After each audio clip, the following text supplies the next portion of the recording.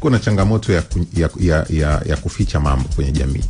Changamoto zinazotukabili tunazo sana ni kweli vijana wengi unakuta wana changamoto nyingi sana. Kwa wengine wanachukua maamuzi ambayo sio sahihi, kama huyo ndugu yetu amefikia uamuzi mpaka wa kujinyonga, ambao ni uamuzi sio sahihi.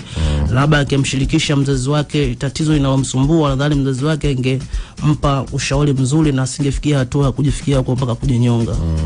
Tunataka kuzungumza hapa Mchungu, huenda tuna changamoto ya kutokusikilizwa au kutokusikilizana kwenye changamoto zinazotukabili. Yani jamii imefika sehemu mtu aoni umuhimu wa kumwambia mtu chochote kuhusu yeye.